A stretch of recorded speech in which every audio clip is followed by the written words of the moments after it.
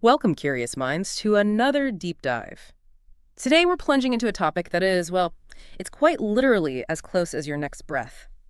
What if the most powerful, always accessible tool for calming your mind, maybe reducing stress, sharpening your focus, what if it's been with you all along, but, largely overlooked? It's a pretty profound question, isn't it? Yeah. Especially when you think about how much energy we spend looking for solutions outside ourselves. That absolutely is. Yeah. Yeah. In our modern world, we're sort of conditioned, I think, to search far and wide for relief from stress. Yeah. The latest app or maybe a new supplement, that exotic vacation we dream about, or sometimes, let's be honest, just another distraction. But the truth is, one of the most profound internal solutions, it actually resides within our own physiology. It's available to us, like right now, Right. any moment, no subscription needed, no price tag. It's just breath. And that's really our mission for this deep dive. We're going to unpack how something so fundamental, something that seems so incredibly simple, like breathing, how it can be a truly transformative force. We're aiming to bridge ancient wisdom with cutting-edge neuroscience. We want to give you a kind of shortcut, maybe, to understanding a crucial but, often forgotten aspect of self-regulation, and inner peace. We'll show you not just that it works, but really get into how it works. And importantly, give you some immediately actionable tools you can use, like starting today, to tap into this power you already have. Exactly. Think of this deep dive as sort of peeling back the layers, to reveal a hidden superpower you already possess. We're going to try and demystify what often feels a bit abstract, making that connection between your breath and your brain feel really tangible and practical for you. Okay, let's dive right in then. Let's start with the science, the fascinating science behind the calm. Because at the core of our body's stress response, and also our relaxation capacity, lies the autonomic nervous system. Now, this is your body's unconscious control center. It's constantly monitoring, reacting to your environment, all without you even having to think about it. And it operates in two main modes, kind of like two distinct gears your body can shift into: fight or flight, and rest and digest. That's a great way to put it. Yeah, two gears. The first gear, that's driven by the sympathetic nervous system. This is your body's accelerator pedal, basically. It's responsible for that well-known fight, flight, or freeze response. Its primary design really is to protect you from perceived danger. So when the sympathetic system gets activated, it sets off this rapid physiological cascade. Your heart rate shoots up, your breathing gets shallow and fast, often just in your upper chest, your muscles tense up. And blood flow, interestingly, gets diverted away from things deemed non-essential right then, like digestion, and it goes toward your limbs, getting you ready for immediate action. Now, in a genuinely life-threatening situation, this response is incredibly adaptive. I mean, it's life-saving, right? It allows for those split-second decisions, bursts of strength or speed. It can really mean the difference between survival and, well, not surviving. And that's precisely why it's so powerful, that adaptive quality. But here's the crucial pivot, the modern twist, maybe. In our lives today, that danger usually isn't a saber-toothed tiger anymore, right? More often, it's a looming deadline, maybe a difficult conversation coming up, an email inbox that just won't stop, or even just being stuck in traffic.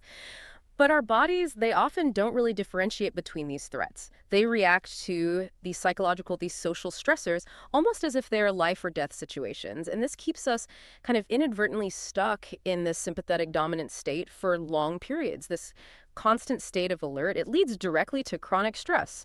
And we know chronic stress has this really debilitating cascade of negative effects on, well, everything: our physical health, our mental health, impaired sleep, digestion problems, heightened anxiety, even a weakened immune system. It's like keeping your foot jammed on the gas pedal 24/7, just burning through your body's fuel reserves unnecessarily. And then, thankfully, we have the counterbalancing gear, the parasympathetic nervous system. Often, affectionately called the rest and digest mode. So if the sympathetic system is the accelerator, the parasympathetic is your body's really sophisticated brake pedal.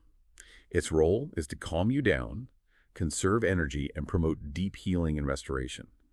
When this system's active, your heart rate slows down, your breathing deepens, becomes more rhythmic, your muscles relax. And your body can redirect energy back to essential functions like digestion, detoxification, cell repair, even things like creativity and learning become more accessible. This is the physiological state where true healing, rejuvenation, and optimal long-term health really happen. Without enough time in this mode, our systems just wear down. Okay, so if modern life is constantly hitting that sympathetic accelerator, that gas pedal, how do we consciously engage the brake, the parasympathetic brake? This brings us to a really remarkable and, often overlooked player in all this: the vagus nerve. It's sometimes nicknamed the wandering nerve, which makes sense because it's the longest cranial nerve.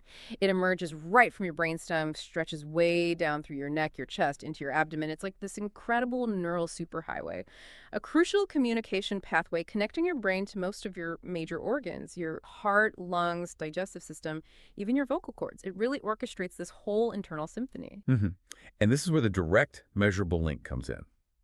Slow, deep, intentional breathing, it directly stimulates this incredible vagus nerve. Think of your vagus nerve as that crucial communication pathway, that direct line we mentioned.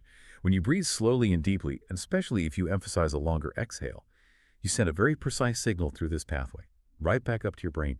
And the signal essentially says, it's safe, you can relax now. This conscious activation tells your body, okay, shift gears. Shift from that high alert sympathetic state into the calm, restorative parasympathetic mode. It's like consciously, deliberately stepping on that brake pedal we talked about, slowing everything down, bringing your system back into balance. That's such a powerful analogy, isn't it? The conscious application of the break. And the benefits of this vagal stimulation, they aren't just a feeling, like you said. They're profound, measurable physiological changes. They directly impact your overall well-being. For one, it significantly lowers cortisol levels. Cortisol, as you know, is the body's primary stress hormone. Now, it's vital in short bursts for immediate energy, for focus. But chronically elevated cortisol, which is what happens when you're stuck in that perpetual fight or flight mode, that can lead to a whole host of serious problems. We're talking things like impaired immune function, stubborn weight gain, chronically high blood pressure. And over time, it can even contribute to cognitive decline, damage brain cells, impact memory and focus. So deep breathing helps your body naturally dial that back. It helps restore hormonal balance. Absolutely. And beyond cortisol, conscious breathing has that direct, immediate calming effect on your cardiovascular system. It leads to a reduced heart rate and lower blood pressure. You can literally feel your heart rate slow down, feel your body soften just by taking a few deep, mindful breaths.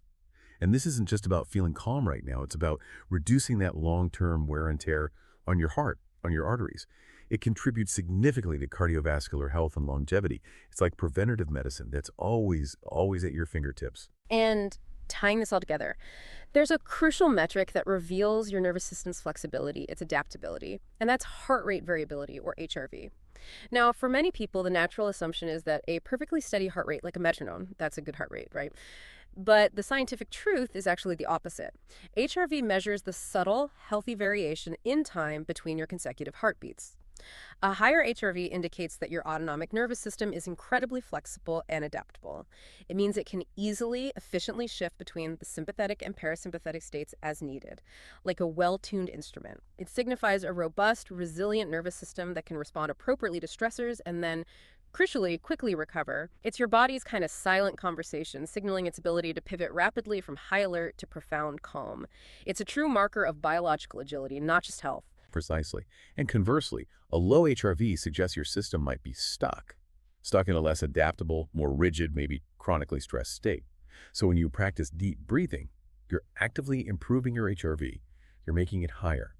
This is a direct, measurable indicator of a healthier, more balanced nervous system. And crucially, it indicates a stronger capacity for emotional resilience. So when you connect these dots, lower cortisol, reduced heart rate and blood pressure, and especially that increased HRV, they don't just happen in isolation. They compound, they interact to create a much greater, more profound sense of calm and an enhanced ability for you to bounce back from the relentless barrage of daily stressors. It's truly a foundational shift in how your body operates, giving you greater control over your internal landscape. Okay, so with all this talk about how profound and powerful breathwork is, you might be sitting there thinking, wow, this sounds almost too good to be true. Or maybe, if it's so fundamental, why hasn't anyone really emphasized this to me before? Well, it turns out there are a few pervasive, common myths about breathwork that often prevent people from even trying it, or maybe from sticking with it long enough to really experience its transformative effects. So let's clear the air on some of these misconceptions right now. Yeah, good idea. The first one we hear most often, and perhaps it's the most dismissive one, is just, it's too simple to work. Yeah. People tend to think that if something isn't complicated or expensive or requires a lot of specialized equipment or expertise, well, it just can't be truly effective or profound. And our emphatic rebuttal to that is, its simplicity is precisely its genius. It's almost ironic, isn't it? How in our modern quest for the latest biohacks, the quick fixes, these complex solutions, we've inadvertently overlooked this fundamental, free, instantly accessible tool that, well, ancient wisdom perfected millennia ago. Our culture often equates complexity with efficacy. We're conditioned to seek out elaborate programs, high-tech gadgets, expensive therapies. And that leads us to dismiss something as profound as breath work simply because it's inherently free, it's always with us, and it appears so basic. But if you think about it, the most fundamental processes of life, breathing, eating, sleeping, connection, they're often elegantly simple, designed by nature itself. It really speaks to a modern bias where true inherent power is often mistaken for or just overshadowed by complexity. Exactly. And that bias often leads directly into the second pervasive myth: I don't have time. In our perpetually fast-paced, overscheduled lives, the mere idea of adding another thing to our already overflowing to-do list feels completely overwhelming for many. People imagine they need to dedicate like an hour a day to meditation or complex breathwork sequences, which, for many, feels totally unattainable. But the profound beauty of breathwork, really, lies in how seamlessly it can be integrated into these little micro moments throughout your existing day. You absolutely do not need dedicated hours. You can practice for mere seconds or just a few minutes and still reap significant benefits. Think about leveraging the time you already have while you're waiting for your coffee to brew in the morning, at a red light, standing in line at the grocery store, or maybe in the 5 minutes before you walk into a crucial meeting. These small, intentional pockets of conscious breathing can accumulate into remarkably significant benefits over time without disrupting your existing schedule at all. It's really about leveraging the present moment rather than trying to magically create more time you don't have. hmm Another common misconception that can sometimes deter people is the idea that it's too spiritual or woo-woo. And look, breathwork is indeed integral to many profound ancient spiritual traditions. From the deep practices of yoga and mindfulness to various forms of meditative work, ceremonial work. And for some people, that association might feel off-putting or irrelevant or maybe even culturally inaccessible to their own personal lives. We totally get that perception. But it's really crucial to reiterate that while breathwork can certainly be a powerful path to spiritual insight and deeper self-exploration, for those who seek that, its foundational benefits are, as we've been discussing, firmly grounded in observable neuroscience and measurable physiological changes. We've talked about cortisol, heart rate variability, heart rate. These are not abstract concepts. These are concrete scientific metrics. You don't need to subscribe to any particular belief system or follow a guru or adopt a specific lifestyle to reap the profound physical and mental health benefits of conscious breathing. The universal nature of the breath, it transcends any single tradition or cultural context. It's just a fundamental human experience that speaks to our shared biology.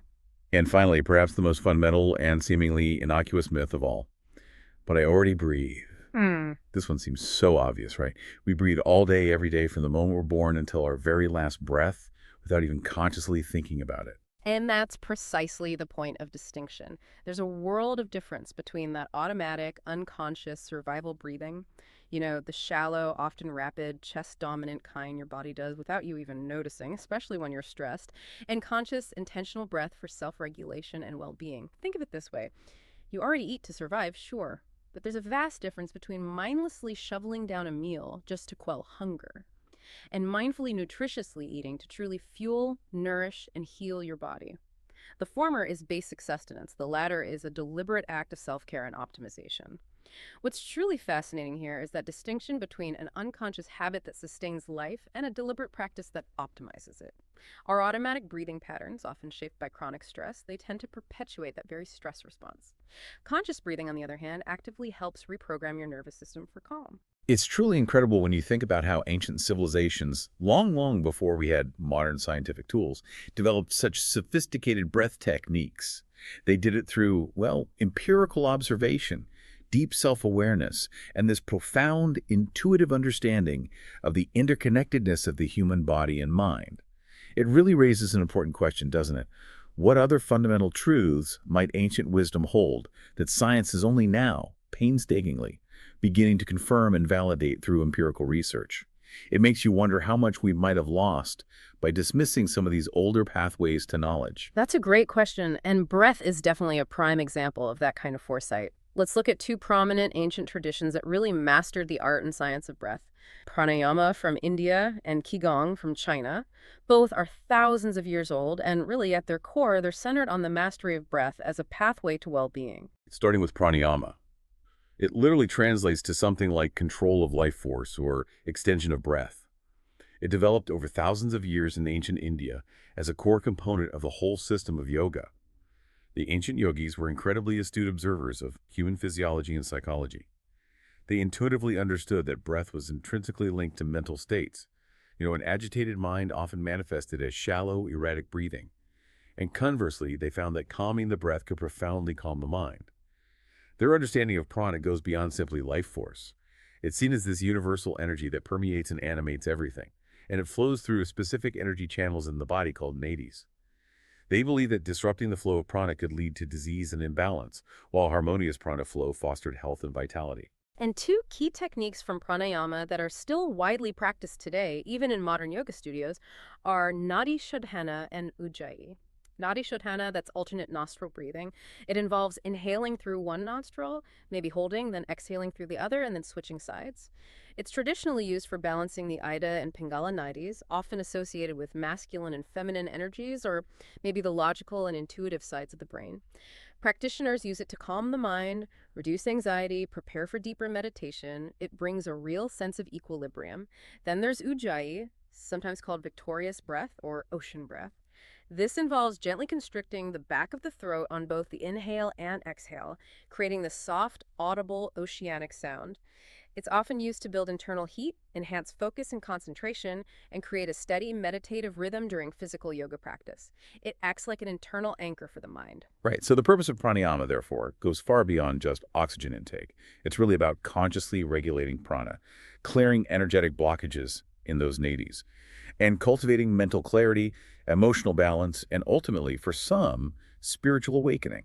It's a truly holistic approach to well-being, deeply intertwined with the pursuit of higher consciousness. And then shifting geographically from ancient China, we have Qi Gong. This is another ancient mind-body practice, often described as a kind of moving meditation. It focuses on cultivating and moving qi, which is also understood as vital life energy, quite similar to prana. Like pranayama, its development predates modern science by millennia. It's deeply rooted in traditional Chinese medicine, TCM, and also in martial arts traditions. The understanding in Qigong is that qi flows through specific pathways in the body called meridians, and maintaining a balanced, strong flow of qi is considered essential for health and longevity. hmm Within Qigong, one really notable technique is called embryonic breathing. This is a deep, incredibly subtle abdominal breathing technique. It's often practiced lying down. The focus is on a very gentle, almost imperceptible internal movement of the breath, deep within the lower abdomen. Sometimes it's visualized as breathing from your core or even your heels. It's designed to mimic the subtle, effortless breath of a fetus in the womb. And it's practiced to promote profound longevity, inner peace, and a powerful connection to one's own fundamental vital energy. Another fascinating technique, just as an example, is the 6 healing sounds, where specific sounds are paired with exhalations to help release emotional blockages and restore balance to specific internal organs, according to TCM principles. So the broad purpose of Qigong is really to enhance energy regulation, cultivate vitality, prevent illness, and achieve mental and physical harmony. What's truly remarkable, maybe even astounding, is the sheer foresight of these ancient traditions. They instinctively understood and developed practices that modern science is only now validating through sophisticated studies on, the vagus nerve, cortisol, heart rate variability. They recognized the profound systemic impact of breath on our physiological and mental states thousands of years before we had MRI machines or blood tests, or even a really nuanced understanding of neurology. It just goes to show how much timeless wisdom can be found through deep, embodied self-observation and, empirical experimentation over centuries. It preceded scientific instruments by millennia. It really makes you wonder what other truths might be lying hidden in plain sight, just waiting for science to catch up. Yeah, absolutely. So, after exploring the cutting-edge science and the profound ancient wisdom, you might be thinking, okay, this sounds amazing, but how do I actually do it? What are the practical steps? This next part is really all about empowering you to act. We're giving you a set of actionable tools for your personal well-being, and we strongly encourage you to experiment with these techniques. Find what resonates most for you, because different techniques will feel different for each person and they'll be useful in varying situations. Really, the best technique is the one you'll actually use consistently. Good point. Let's start with a really popular one and incredibly effective, often recommended by health professionals: 4-7-8 breathing. This technique was popularized by Dr. Andrew Weil. It's deceptively simple, yet profoundly impactful for activating your parasympathetic nervous system, that rest and digest state. So, to do it, You inhale quietly through your nose for a count of 4. Then you hold your breath gently for a count of 7. Finally, you exhale completely through your mouth, making a distinct whoosh sound for a count of 8. The key is that specific 4-7-8 ratio, and also making that whoosh sound on the exhale. That seems to further help stimulate the vagus nerve and signal deep relaxation. Yeah, this technique is ideal for deep relaxation. It's especially helpful if you're struggling with pre-sleep anxiety or if your mind is just racing at night. It's also incredibly effective at calming you down quickly in a moment of acute stress, like maybe before a challenging conversation or when you just feel overwhelmed. Let's maybe try just one cycle together right now so you can get a feel for it. You can be sitting or lying down comfortably. Okay, now, gently place the tip of your tongue against the ridge of tissue just behind your upper front teeth. Try to keep it there throughout the entire breathing process. Okay, now let all your breath out through your mouth with a gentle whoosh sound. Whoosh. Good. Now inhale quietly through your nose for a count of 4. Inhale, 2, 3, 4, maybe. And inhale completely through your mouth, making that whoosh sound for a count of 8. Exhale, 2, 3, 4, 5, 6, 7, 8. That's one cycle. And honestly, even one cycle can begin to subtly shift your physiological state and bring a sense of immediate calm. Imagine the cumulative effect of doing a few more. The next technique is box breathing. Sometimes it's referred to as 4x4x4x4 breathing.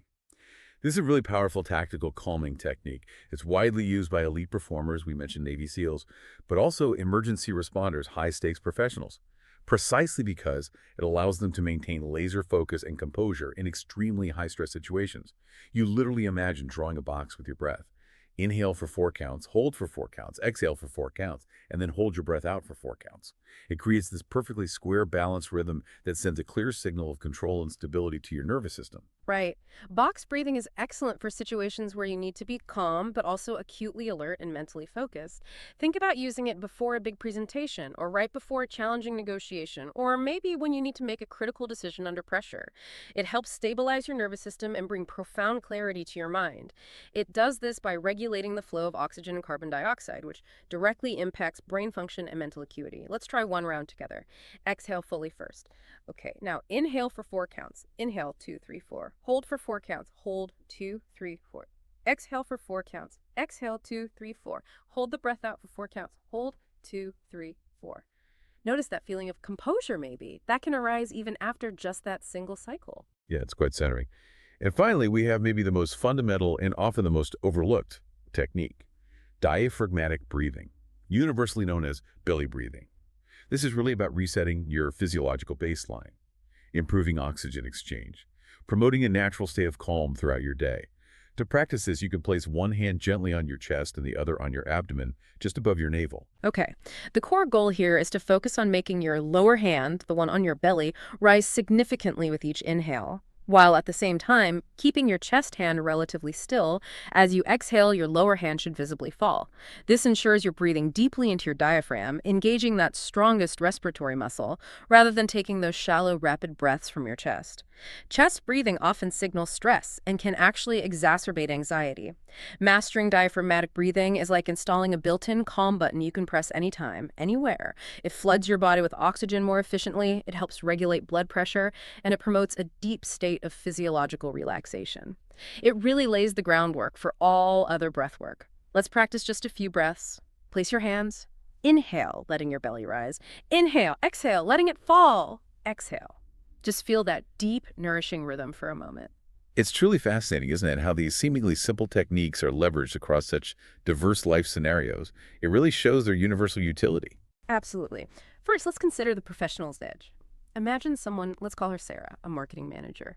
She struggles with debilitating pre-meeting anxiety before a major client pitch.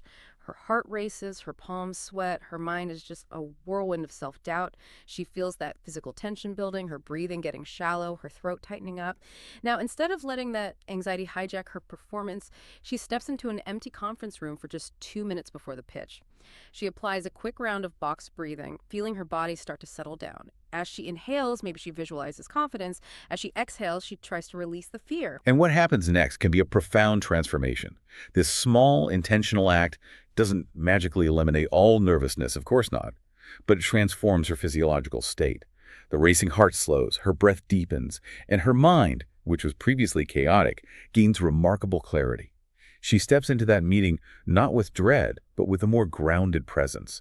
She's able to think clearly, articulate her points effectively, respond to questions with composure. She's not just managing her anxiety, she's actively leveraging her physiological control to optimize her performance. And that often leads to a far more successful outcome, and importantly, a boost in her self-efficacy, her confidence for next time. It's really the difference between being reactive and being proactive in a high-stakes moment. It's like having an internal secret weapon. Mm-hmm. Then there's the parent's oasis. I mean, every parent knows those chaotic mornings, right? The spilled milk, the missing shoe, maybe a toddler's tantrum echoing through the house, the phone's ringing, the school bus is due in 5 minutes. It can feel utterly overwhelming. It can push you right to the brink of snapping, your own nervous system just redlining. Right. In those moments, instead of reacting impulsively, imagine a parent taking just 3 conscious diaphragmatic breaths. Perhaps they step into the pantry for literally 30 seconds. It's not about making the external chaos disappear. That's probably not going to happen instantly. But it's about creating an invaluable internal pause. This brief, deliberate act allows the parent to shift from an automatic reactive response, like maybe yelling or panicking, to a more thoughtful, regulated one. They can then approach the spilled milk with a cloth, maybe the tantrum with a bit more calm empathy, the missing shoe with a clearer head. This seemingly small act can ripple out, transforming the atmosphere from frantic to maybe just a little more peaceful, simply by helping the parent regain their own internal balance first, and also modeling emotional regulation for their kids. Great examples. And finally, let's talk about elite performers under pressure. We mentioned Navy SEALs using box breathing, but think about an Olympic gymnast poised on the beam before her final routine, or a precision surgeon preparing for a really complex operation, or maybe an air traffic controller guiding planes through heavy fog. These individuals operate where split-second decisions and unwavering focus are absolutely paramount, where performance just cannot falter. Exactly. In these high-stakes scenarios, tactical breath control isn't just a calming tool, it's a critical performance enhancer. It allows them to consciously manage their physiological responses to extreme pressure, to maintain laser focus amidst potentially overwhelming sensory input, and to execute complex tasks with pinpoint precision, even when their lives, or maybe the lives of others, hang in the balance. It actively helps prevent that choking under pressure phenomenon by keeping the prefrontal cortex, the thinking part of the brain, online and engaged, instead of letting the primal fear response take over completely. So if elite performers, whose livelihoods, safety, even lives depend on optimal function under such intense pressure, rely on this fundamental physiological tool, imagine the profound potential for your daily life to navigate your challenges with greater ease, effectiveness, and that unwavering presence. It truly speaks to the universal utility of breath as a performance accelerator for pretty much anyone facing pressure. Okay, so we've explored the hard science, we've debunked the common myths, we've looked at the ancient wisdom from both East and West, and we've given you practical techniques with real-life applications. But here's where the journey with breath kind of transcends mere physical regulation. It becomes a profound gateway to mental and emotional insight, connecting you to deeper layers of yourself. Absolutely. Focusing on the breath, it inherently anchors you to the present moment. In a world where our minds are constantly ping-ponging between regrets about the past and anxieties about the future, the breath is always and only happening now, right now. This unwavering presence cuts through mental clutter. It quiets the incessant noise of our thoughts and allows for a remarkable sense of clarity. It's like finding a quiet clearing in a dense, noisy forest simply by noticing the air entering and leaving your body. And this practice profoundly fosters deeper self-connection and awareness. Your breath acts as this direct, undeniable line to your internal state. As you breathe consciously, you can begin to observe emotions as they arise. Maybe a subtle flutter in the chest with anxiety, or a tightness in the throat with sadness, maybe a warmth with joy, and you can observe them without judgment. It's not about pushing emotions away or analyzing them to death, but simply noticing them in their raw, physical manifestation in your body. This non-judgmental observation is the crucial first step toward understanding, processing, and ultimately managing your emotional landscape more effectively. And this self-awareness directly brings us to the profound implications for what we might call emotional mastery. Breath becomes this incredible accessible bridge. It's a bridge between your body and your mind, integrating physical sensations with your mental states. It helps you understand how your thoughts manifest physically and also how your physical state influences your thoughts. It's a two-way street. It's also a bridge between chaos and control, moving you from feeling overwhelmed and swept away by external circumstances to reclaiming a profound sense of agency over your internal experience. You start to realize that while you can't always control what happens to you, you absolutely can learn to control how you respond internally. And perhaps most powerfully, it's a bridge between automatic reaction and conscious response. When something stressful or triggering happens, our nervous system often activates an automatic, often unhelpful reaction. A snap judgment maybe, or a quick burst of anger, or maybe a retreat into fear. But by consciously engaging with your breath, even for just a mere moment, you create a vital pause. And in that pause, you introduce a space for wisdom, for discernment, for choice. Instead of being driven by impulse or old primal programming, you get to choose how to act, rather than being swept away by an automatic reaction. This is where the really profound implications for emotional intelligence and genuine resilience truly blossom. It allows you to respond more thoughtfully, more strategically, and with far greater wisdom. Now, as you embark on this journey with breathwork, it's important to acknowledge that like any truly transformative practice, you might face some common challenges along the way. This isn't a magic pill, right? It's a practice. It's a skill that deepens over time. And understanding these potential hurdles can help you navigate them with greater ease and persistence. Yeah, absolutely. The first challenge many people experience is impatience. You might try a technique once or twice and think, I don't feel anything profound, or maybe this isn't working as quickly as I'd hoped. We want to gently remind you that breathwork is precisely that, a practice. It's a skill that improves and deepens with consistent, dedicated effort, not some one-time fix. Just like learning any new skill, whether it's playing an instrument or mastering a language or building physical strength, it takes repetition, patience, and just a willingness to show up consistently. So be gentle with yourself, allow for a natural learning curve, and try to celebrate the small, subtle shifts you notice along the way, no matter how minor they might seem at first. Another extremely common challenge is distraction. Oh, the wandering mind. As soon as you try to focus on your breath, your mind might suddenly start racing. You might find yourself thinking about your looming to-do list, or what you had for breakfast, or that awkward conversation from yesterday, maybe an upcoming event. This is completely unequivocally normal. Our minds are designed to think. That's what they do. The key isn't to try and forcefully eliminate thoughts. That's nearly impossible and often just creates more frustration. The true skill lies in gently and consistently returning your attention to your breath without judgment every single time your mind wanders off. Each time you notice your mind is strayed and you calmly bring it back, you're not failing. You're actually actively strengthening your attention muscle. You're building mental discipline and presence. That's such a good reframe. And finally, some people might initially experience some physical discomfort or maybe unusual sensations. This could be anything from a slight lightheadedness, especially when you're first getting used to deeper, more expansive breathing, maybe to feeling a bit awkward or tense in a particular posture. We strongly advise you to start slow, especially if you're new to these techniques. Really respect your body's limits. Adjust your posture for comfort and ease. Lightheadedness, if it occurs, is usually a normal, temporary response as your body adjusts to increased oxygen flow and maybe changes in carbon dioxide levels. It's often a sign that you're actually shifting your breathing pattern successfully. However, if it persists or feels alarming, just simply pause. Return to your normal breathing and resume when you feel ready, perhaps starting with shallower initial breaths. It's really about gentle exploration and listening to your body, not about forceful pushing. Definitely.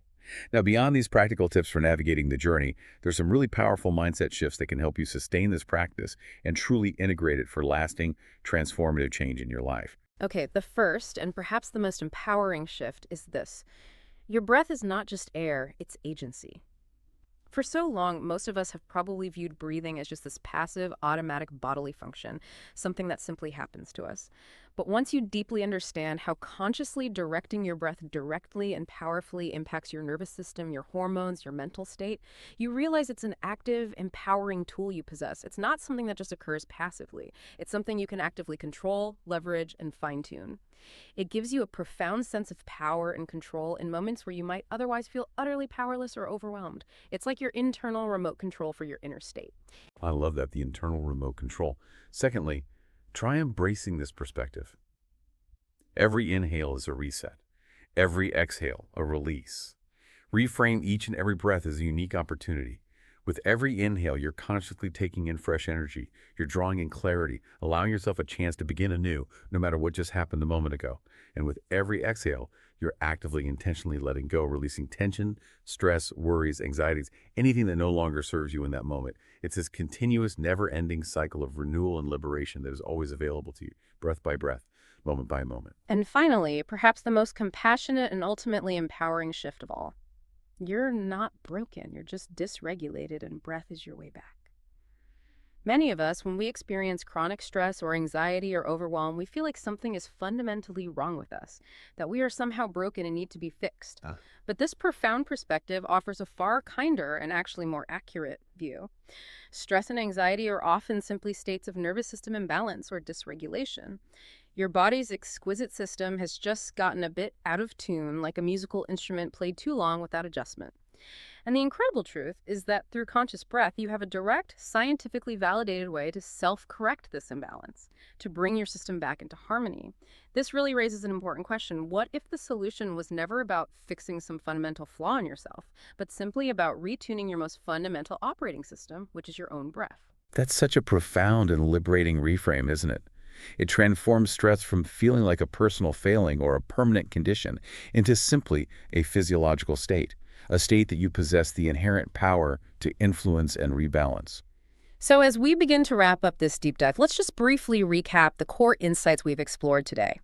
We've journeyed through the profound, undeniable link between conscious breathing and optimal brain function. We've revealed how deep, intentional breath can powerfully regulate your nervous system, significantly reduce stress, and dramatically boost your focus, your clarity, and your emotional resilience. We've shown you the compelling scientific backing from the intricate workings of the vagus nerve and its impact on cortisol to the critical insights from heart rate variability. And we've connected all of this to the timeless, intuitive wisdom of ancient practices like Pranayama and Qi Gong. And most importantly, hopefully, we've armed you with practical, immediately actionable tools that you can integrate into your life right now. Yeah, we've really only just scratched the surface of the incredible inherent potential within your own breath. So, armed with this deeper understanding, what would it feel like for you to meet your next stressful moment, whether it's a traffic jam or a difficult conversation or a looming deadline? What would it feel like to meet it not with chaos or reactivity, but with a calm, deliberate breath, intentionally engaging that internal brake pedal? We deeply encourage you to try just one technique discussed today, whether it's the calming 4-7-8 breathing before bed, or the focusing box breathing before a big moment, or simply a few rounds of that foundational diaphragmatic breathing to just reset during your busy day. Notice how it feels, even for just a few moments. Observe the subtle yet powerful shifts in your body and mind. The only way to truly understand its power is, well, to experience it for yourself. Absolutely. And here's a final, maybe provocative thought for you to carry forward, something to truly mull over. If your breath is a direct, always-on connection to your inner world, to your nervous system, and to your deepest core sense of self, what profound discoveries about your own untapped resilience, your own inherent calm, and maybe your own true nature are you yet to make simply by paying a little more conscious attention to something that's always there, patiently waiting within you? That's a powerful thought to end on indeed. Thank you so much for joining us on this deep dive into the transformative power of your breath. We really hope this has given you a newfound appreciation and perhaps some practical tools to harness the incredible power within your own physiology. Until next time, keep exploring, keep breathing deeply, and keep diving deep.